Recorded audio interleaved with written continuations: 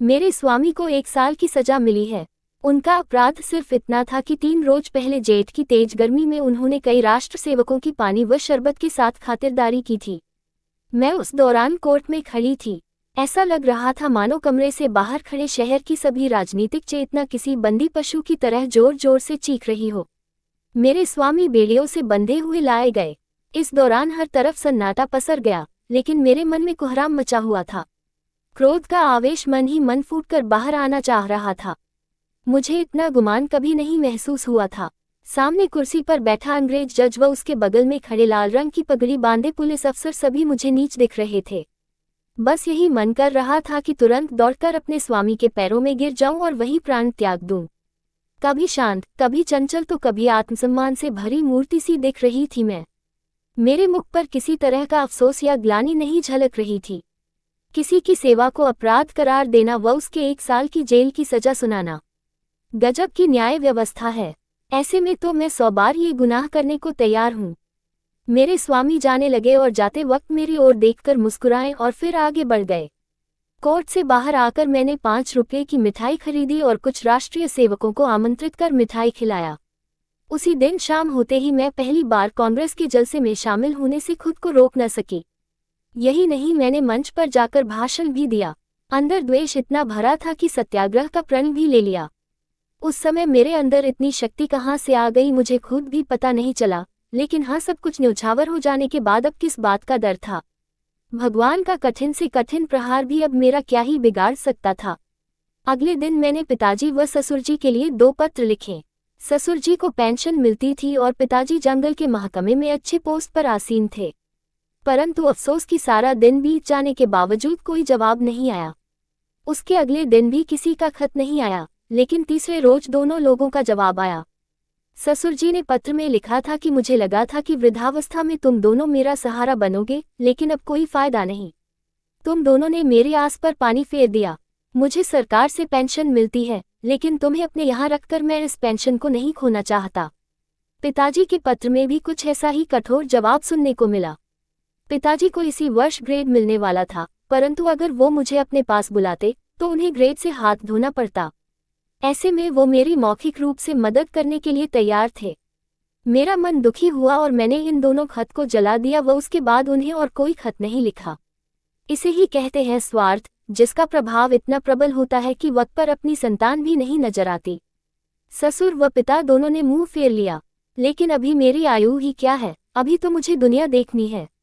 इतने में किसी ने बाहर मेरे दरवाजे की कुंडी खटखटाते मुझे आवाज दी। मैं सहम गई, मेरे रोंगटे खड़े हो गए। मैं दरवाजे पर कान लगाकर सुनने की कोशिश कर रही थी कि कहीं वो बदमाश तो नहीं। फिर मैंने कठोर आवाज में कहा, कौन है, क्या काम है? बाबू ज्ञानचंद की आवाज सुनकर मैं थोड़ी शांत हुई। ये मेरे स्वामी के सबसे अच्छे मित्र हैं। उनके साथ एक महिला भी आई थी, वह उनकी पत्नी थी। पहली बार वो मेरे घर आई। मैंने उन्हें आदर भाव से प्रणाम कर अंदर बुलाया। ये दोनों ऊपर आकर बैठे व बेहद ही दरियादिल से मुझे संतावना देने लगे। उनकी पत्नी के विचार देखकर मुझे ये समझ आ गया कि वो एक सशक्त महिला है। उनके चेहरे से ही उनकी प्रतिभा झलक रही थी।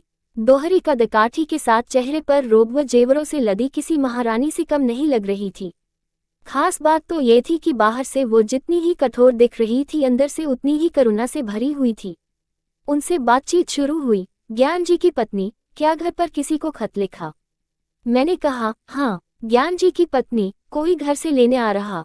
मैंने कहा, नहीं, पिताजी व ससुरजी में से कोई मुझे अपने साथ रखने को तैयार नहीं है। ज्ञान जी की पत्नी, तो फिर आगे क्या करने का सोचा है? मैंने कहा, फिलहाल के लिए तो यहीं पर हूँ। ज्ञान जी की पत्नी, हम लोगों के साथ हमारे घर क्यों नहीं चल रही हो? अकेले मैं तुम्हें यहाँ नहीं रहने दूंगी। इस दौरान खुफिया के दूत घर के बाहर डटे हुए हैं। मुझे आशंका हो गई थी कि ये खुफिया के दूत ही होंगे। ज्ञान जी ने अपनी पत्नी की ओर देखा और पूछा, मैं तांगल ले आऊं? ज्ञान जी की पत्नी ने इशारे में ही आज्ञा दे दी। ज्ञान जी तुरंत द्वार की तरफ चले। तभी ज्ञान जी की पत्नी ने बोला, रुको, कितने तांगे लेकर आओगे? ज्ञान जी घबरा कर बोले, कितने? ज्ञान जी की पत्नी, हाँ कितने, एक तांगे पर सिर्फ 3 लोग ही बैठ सकते हैं, बाकी के सामान बिस्तर, बर्तन आदि कैसे जाएंगे? ज्ञान जी, फिर 2 ले आऊं? ज्ञान जी बोले। ज्ञान जी की पत्नी, एक तांगे पर कितना सामान जाएगा? ज्ञान जी, फिर ठीक है 3 ले आता हूँ। ज्ञान जी की पत्नी, हाँ तो जाओ भी, अब इतनी देर क्यों कर रहे हो। जब तक मैं कुछ कहती तब तक ज्ञान जी निकल गए। मैंने संकोचते हुए उनकी पत्नी से कहा, मेरे आने से आपको तकलीफ होगी। कठोर वाणी में ज्ञान जी की पत्नी ने बोला, हाँ तकलीफ तो होगी, तुम किलो भर आटा खाओगी, घर का एक जगह भी घेर लोगी, ये सब क्या कम कष्ट है। इतना सुनकर मैंने कहा, क्या बहन आप भी। उनकी पत्नी ने मेरा कंधे पर हाथ रखकर बोला, जब तुम्हारे स्वामी वापस आ जाए तो मुझे अपने घर में रख लेना, हिसाब बराबर हो जाएगा। अब ठीक है ना, तो चलो सारा सामान बांध लो। ये सब देखकर बिल्कुल सपने जैसा लग रहा था। इतनी उदार स्त्री मैंने आज तक नहीं देखी थी।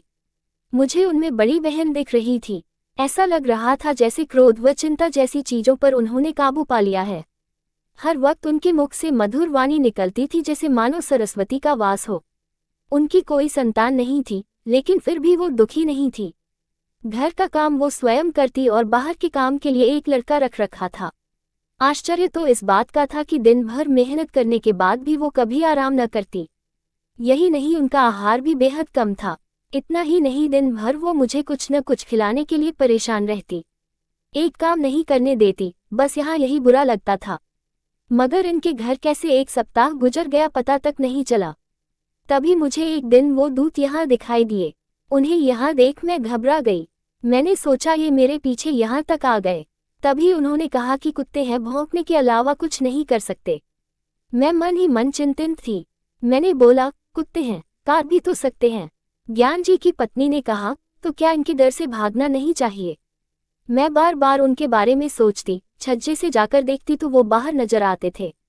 हाथ धोकर ये मेरे पीछे पड़ गए थे। मन ही मन सोचती कि मैं इनका क्या बिगाड़ सकती हूँ। आखिर मैं हूँ ही क्या ये नहीं चाहते कि मैं यहाँ रहूँ, पर ऐसा कर उन्हें क्या हासिल होगा। ये सब सोचते हुए एक और सप्ताह बीत गया। उन दोनों दूत ने अपना डेरा वहीं जमा लिया था।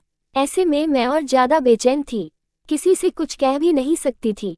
एक रोज संध्या के वक्त ज्ञान जी घर आए, घबराए हुए नजर आ रहे थे। मैं बरामदे में सब्जी काट रही थी। ज्ञान जी सबसे पहले कमरे में गए और अपनी पत्नी को बुलाया। उनकी पत्नी ने कहा, अरे अचानक से क्या हो गया, पहले हाथ मुंह धो लो, कपड़े बदल लो, कुछ खाओ, तब आराम से बैठकर बात करते हैं। उन्होंने पत्नी से बात करने के लिए दोबारा आग्रह करते हुए कहा, तुम क्यों नहीं समझ रही, मेरी जान पर बनाई है। फिर भी ज्ञान जी की पत्नी ने वहीं बैठे हुए कहा कि बात क्या है, बताते क्यों नहीं। ज्ञान जी ने कहा, पहले इधर आओ। इतने में मैं खुद वहां से दूर जाने लगी। तभी ज्ञान जी की पत्नी ने मुझे हाथ पकड़कर रोक लिया। मैं कोशिश करके भी उनसे हाथ नहीं छुड़ा पाई। ज्ञान जी मेरे सामने वो बात नहीं कहना चाहते थे, लेकिन उनसे इंतजार भी नहीं हो रहा था। उन्होंने तुरंत कहा, आज मेरे व प्रधानाचार्य के बीच झगड़ा हो गया। पत्नी ने बड़े ही बनावटी शब्दों में कहा, क्या सच में, तब तो तुमने उन्हें खूब पीटा होगा। ज्ञान जी, तुम्हें मजाक सूझ रहा है, यह मेरी नौकरी आफत में है। पत्नी, जब इतना ही डर था तो झगड़े क्यों।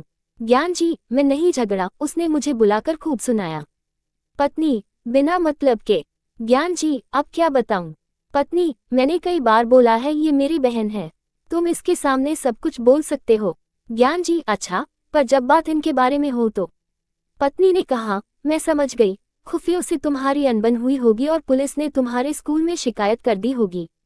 ज्ञान जी सोचते हुए, नहीं ऐसा नहीं है, लेकिन पुलिस ने हाकिम जिला के यहाँ शिकायत की और उसने प्रधानाचार्य से। प्रधानाचार्य ने मुझसे जवाब मांगा है। पत्नी ने कहा, प्रधानाचार्य ने कहा होगा कि उस महिला को अपने घर से बाहर करो। ज्ञान जी, हाँ, कुछ ऐसा ही समझ लो। पत्नी, फिर तुमने क्या कहा। ज्ञान जी, फिलहाल मैंने कुछ नहीं कहा है, वहाँ कुछ समझ नहीं आ रहा था। पत्नी ने गुस्से में कहा, जब तुम इसका जवाब जानते हो फिर सोचना कैसा। ज्ञान जी सहम कर बोले, मैं ऐसे अचानक कैसे बोल देता। पत्नी गुस्से में बोली, जाओ अभी जाकर अपने प्रधानाचार्य से कहो कि मैं उसे नहीं निकाल सकता, और अगर न माने तो नौकरी से इस्तीफा देकर घर आना। अभी तुरंत जाओ। मैं अपने आंसू नहीं रोक पाए, रोते हुए मैंने कहा, बहन ये सब क्यों। ज्ञान जी की पत्नी ने मुझे डांटा और कहा, तुम बिल्कुल चुप रहो, नहीं तो कान पकड़ लूंगी। तुम क्यों बीच में बोलती हो, हम जब भी रहेंगे तो एक साथ ही रहेंगे, अगर जिएंगे तो साथ, मरेंगे तो भी साथ। पति को सुनाते हुए कहा, इनकी आधी उम्र बीत गई लेकिन इन्होंने कुछ नहीं सीखा। अब खड़े क्यों हो, तुम्हें बोलने में डर लग रहा तो मैं जाकर कह दूं। ज्ञान जी ने गुस्सा होकर बोला, कल जाकर बोल दूंगा, इस समय पता नहीं वो होगा भी या नहीं। इधर पूरी रात में नहीं सो पाए पिता व ससुर जी, जिसे दोनों ने ठुकरा दिया हो। उस दासी को इन्होंने इतनी इज्जत दी। ज्ञान जी की पत्नी सच में किसी देवी से कम नहीं है। अगले दिन ज्ञान जी निकल रहे तभी पत्नी ने कहा, जवाब देकर आना। ज्ञान जी के जाने के बाद मैंने कहा, बहन तुम ये सही नहीं कर रही हो, मुझे ये बर्दाश्त नहीं हो रहा कि मेरी वजह से तुम्हारे परिवार पर परेशानी आए। ज्ञान जी की पत्नी से हंसते हुए कहा, हो गया या और कुछ बोलना है? ज्ञान जी की पत्नी ने पूछा कि अच्छा ये बता कि तुम्हारे स्वामी आज जेल की सजा क्यों काट रहे? बस इसलिए क्योंकि वो राष्ट्रीय सेवकों की सेवा कर रहे थे। आखिर राष्ट्र की सेवा करने वाले वो लोग कौन हैं? ये हमारे लिए क्यों संघर्ष कर रहे हैं?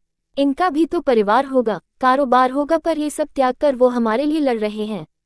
ऐसे लोगों की सेवा कर जेल जाने वाले तुम्हारे पति भी किसी वीर से कम नहीं। ऐसे वीर की पत्नी के दर्शन मात्र से ही आत्मा तृप्त हो जाएगी। फिर मैं नहीं, तू मुझ पर एहसान कर रही है। मैं चुपचाप उनकी बात सुनती रही और कुछ नहीं बोल पाई। संध्या हो गई, ज्ञान जी घर आए तो उनके चेहरे पर अलग सी चमक नजर आ रही थी।